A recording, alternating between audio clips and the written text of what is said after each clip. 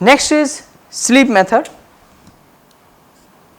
Yield method भी static है, यानी क्लास नेम के साथ कॉल होगा। और स्लीप मेथड क्या है ये आप मुझे देख करके बताएंगे। जावा पी करके बताओ जरा मुझे कि स्लीप मेथड स्टैटिक है या नॉन स्टैटिक।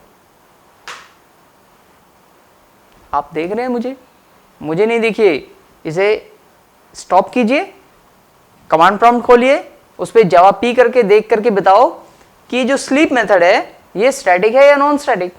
राइट, मैं वेट कर रहा हूं यहीं पर आपकी। अरे आप फिर देखे जा रहे हैं मेरी तरफ, इसे डाउन कीजिए चेक।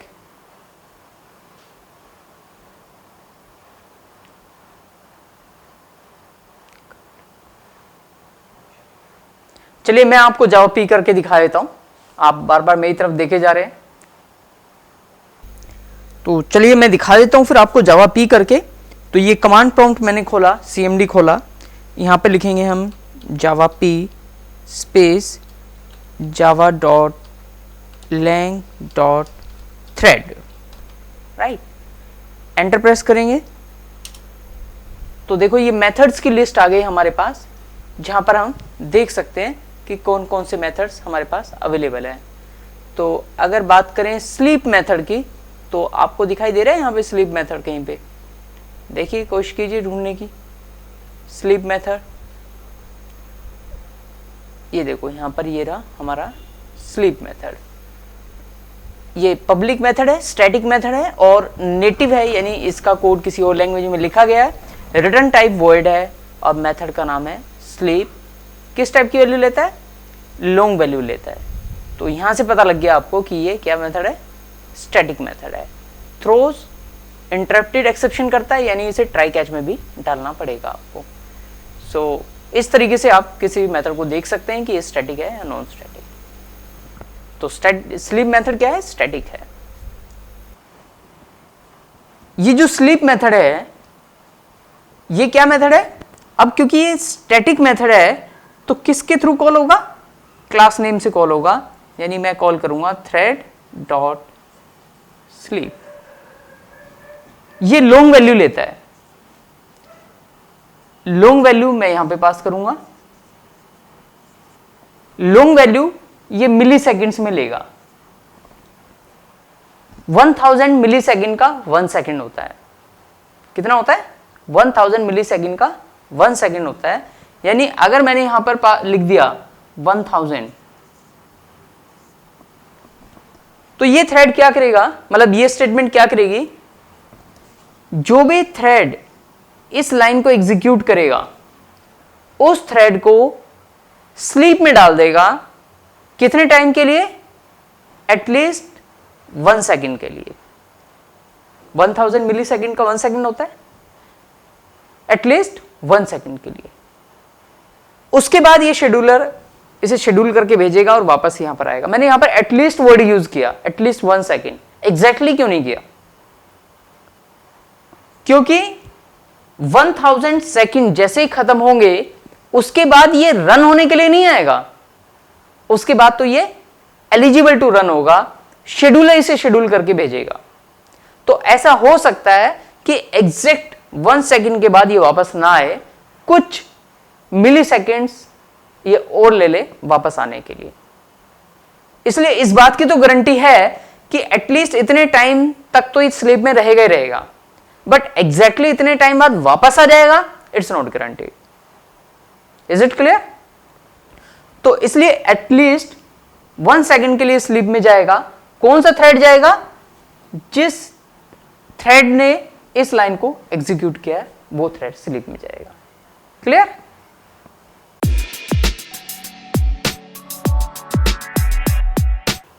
एक क्वेश्चन आपसे, ये चेक करने के लिए कि आपको ये क्लियर है या नहीं है।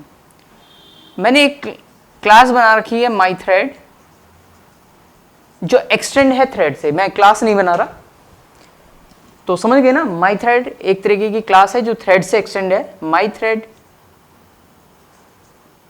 empty equal to new my thread.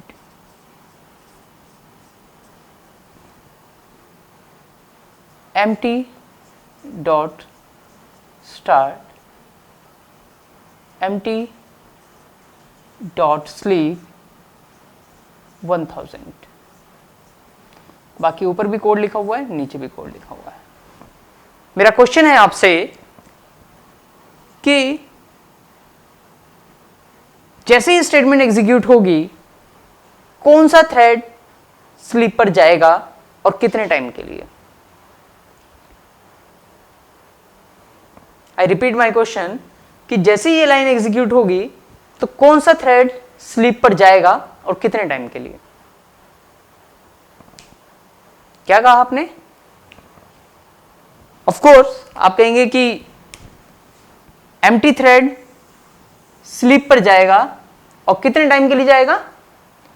1 second के लिए जाएगा, at least 1 second, right? But this answer is incorrect, wrong answer. मैंने बताया था आपको कि जो स्लीप मेथड है ये कैसा मेथड है, स्टैटिक है या नॉन स्टैटिक? स्टैटिक है। तो आप एम्प्टी डॉट लिखें या थ्रेड डॉट स्लीप लिखें या माई थ्रेड डॉट स्लीप रखें, बात एक ही है, ये ऑब्जेक्ट डिपेंडेंट नहीं है स्लीप मेथड, ये तो स्टैटिक मेथड है। आप एम्प्टी लिखो, थ्रेड लिखो, माई थ्रेड लिखो, कोई फर्क नहीं पड़ेगा। ये एम्प्टी को स्लीप में नहीं भेजेगा बल्कि उस थ्रेड को स्लीप में भेजेगा जो ये लाइन एग्जीक्यूट करेगा। और ये लाइन कौन एग्जीक्यूट करेगा? ऑफ कोर्स मेन थ्रेड अगर इसे एग्जीक्यूट करता हुआ आ रहा है तो इस लाइन को मेन एग्जीक्यूट करेगा, तो मेन थ्रेड ही स्लीप पर जाएगा। Got the point? अगर इस थ्रेड को स्लीप में भेजना है तो स्लीप मेथड कहां लिखना पड़ेगा? गैस भाई, ये थ्रेड तो यहां पर थोड़ा ना होगा, ये थ्रेड तो स्टार्ट होते ही कहां चला गया होगा? रन में चला गया होगा। तो अगर रन में स्लीप लिखोगे तो वो थ्रेड स्लीप में जाएगा। यहां पर ये लाइन एग्जीक्यूट करने वाला तो मेन थ्रेड है। Is it clear? यस और no? If it is not clear तो आप वीडियो दोबारा से देखें। I hope it would be clear to you.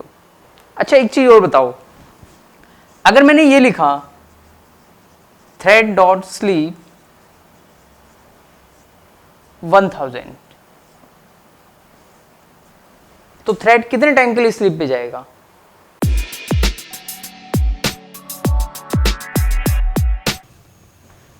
One second के लिए स्लीप में जाएगा। बहुत बढ़िया आंसर आपका। अब मान लीजिए मैंने इसमें चेंज कर दिया, इस 1000 की जगह मैंने लिख दिया 1000 इंटू 60, ऐसे लिख दिया 1000 स्टार 60। अब भाई 1000 का 1 सेकेंड यानी 60 सेकेंड यानी 1 मिनट के लिए ये स्लीप में जाएगा, एटलीस्ट 1 मिनट, एग्जैक्टली नहीं, राइट? और अगर मैंने इंटू 60 और लिख दिया तो यानी 60 मिनट्स यानी 1 आवर के लिए, एटलीस्ट 1 आवर के लिए स्लीप में जाएगा। तो इस तरीके की आप वैल्यूज इसमें लिख सकते हैं जब आपको थ्रेड को स्लीप में भेजना हो, राइट? आई होप कि sleep is clear to you. Let's take a challenge और देखते हैं कि आप उसे कर पाते हैं या नहीं कर पाते हैं, राइट?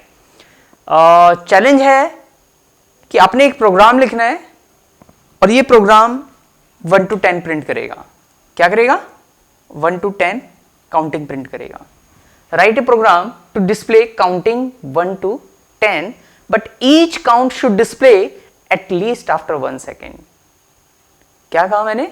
आपने काउंटिंग डिस्प्ले करनी है but each count should display at least after 1 second, यानी जो काउंटिंग आएगी वो ऐसे आएगी 1, फिर 1 सेकेंड के लिए रुकेगा 2, फिर एटलीस्ट 1 सेकेंड के लिए रुकेगा 3, 4, 5, यानी धीरे धीरे काउंटिंग प्रिंट होगी अप टू 10 तक।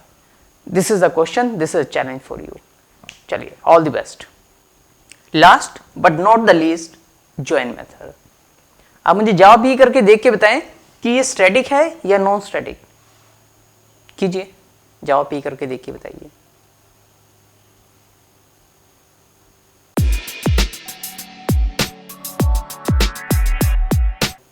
तो ज्वाइन मेथड जो है आपने देखा ये नॉन स्टैटिक मेथड है, यानी ऑब्जेक्ट के ऊपर कॉल होगा, यानी ऑब्जेक्ट के ऊपर डिपेंड करेगा। अभी तक हमने ये देखा था क्या चीज गारंटीड नहीं है। इसमें थ्रेड के अंदर आपने देखा कि शेड्यूलर कब शेड्यूल करके भेजेगा ये गारंटीड नहीं है। आपने ये देखा यील्ड मेथड जरूरी नहीं है कि सेम प्रायोरिटी के दूसरे थ्रेड को chance they he they, it's a request. आपने देखा स्लीप मेथड एटलीस्ट उतने टाइम के लिए जाएगा, बट एग्जैक्टली उतने टाइम के लिए जाए ये गारंटीड नहीं है। ज्वाइन मेथड अब हम बात करेंगे कि जो गारंटीड रिजल्ट देता है।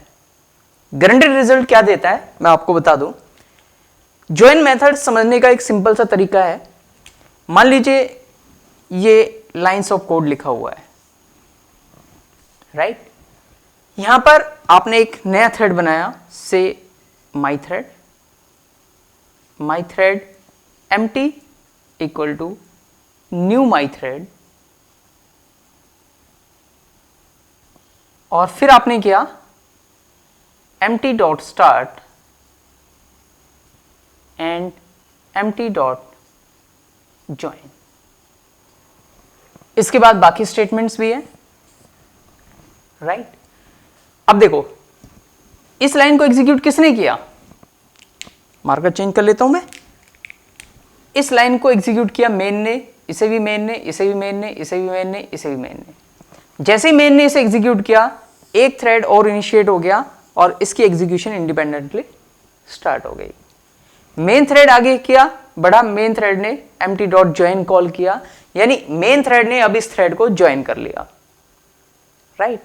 अब ये थ्रेड कौन सा, empty को मेन ने ज्वाइन किया है, तो empty थ्रेड मेन से कह रहा है, क्या कह रहा है, ज्वाइन आफ्टर मी,